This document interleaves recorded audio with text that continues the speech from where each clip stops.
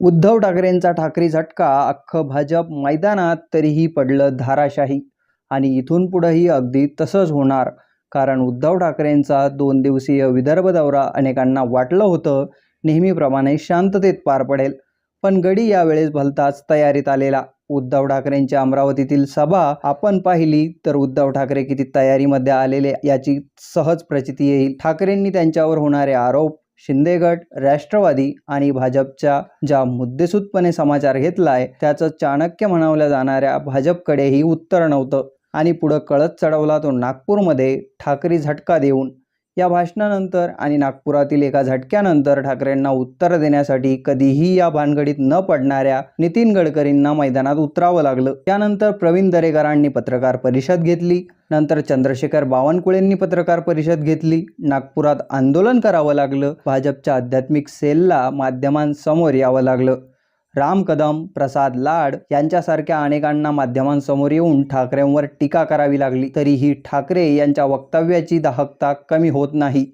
म्हणून शेवटी दस्तूरखुद्द देवेंद्र फडणवीसांना यावर तिखट प्रतिक्रिया द्यावी लागली. यावरून ठाकरे यांनी सभेत भाजपच्या कुठल्या वर्मावर घाव घातला आहे याचा अंदाज तुम्हाला आला असेल. चला संपूर्ण बातमी मागची बातमी काय आहे ते पाहूया. उद्धव ठाकरे मुख्यमंत्री असताना घरातून बाहेर पडत नव्हते.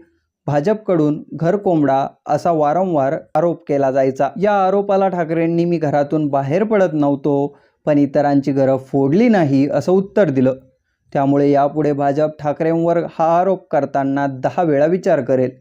दुसरा मुद्दा होता तो राष्ट्रवादीला भाजपने सोबत घेतल्याचा. यामुळे तर विरोधकांना इथं कोलीतच मिळालंय आणि ठाकरेंनी बरोबर आग लावली. आधी हिंदुत्वावरून भाजपला घेरलं आणि शिंदे गटाच्या शिवसेनेवर पुराव्यानिशी हल्ला चढवला. राष्ट्रवादीवर आरोप करत शिंदे गट शिवसेनेतून बाहेर पडला.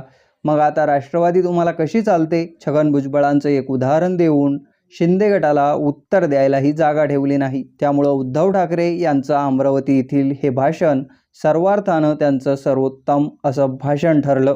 आक्रमकता, मुद्देसूद मांडणी, चिमटे काढणं जे ठाकरी शैली आहे त्या शैलीचा पुरेपूर प्रत्यय या भाषणात आला. आणि भाजपची सगळ्यात भयंकर कोंडी केली ती भाजपच्या निष्ठावंतांना, राष्ट्रीय स्वयंसेवक संघाच्या कार्यकर्त्यांना भावनिक साथ घालून. भाजपानं सर्व उपऱ्यांना पक्षात घेतलंय पण भाजपच्या खऱ्या निष्ठावंत आणि खऱ्याखुऱ्या कार्यकर्त्यांनी काय सतरंजाच उचलायच्या का असा सवाल करून भाजपमधील सर्व आमदार आणि खासदार यांच्या मनातील खदखद ही चव्हाट्यावर मांडली आहे.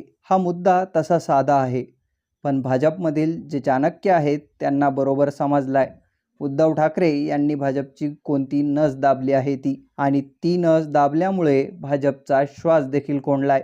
आणि शेवटी ठाकरेंनी नागपुरात फडणवीसांचं एक जुनं राष्ट्रवादीबाबतचं वक्तव्य हे पुराव्यानिशी सभेत ऐकवलं आणि वनवास पेटवला. राष्ट्रवादीसोबत कोणत्याही परिस्थितीत जाणार नाही असं फडणवीस बोलले होते आणि आज राष्ट्रवादीला सोबत घेतलंय असं म्हणत फडणवीस नागपूरला लागलेला कलंक आहे असं म्हटलं आणि भाजपच्या गोटात आग लागली.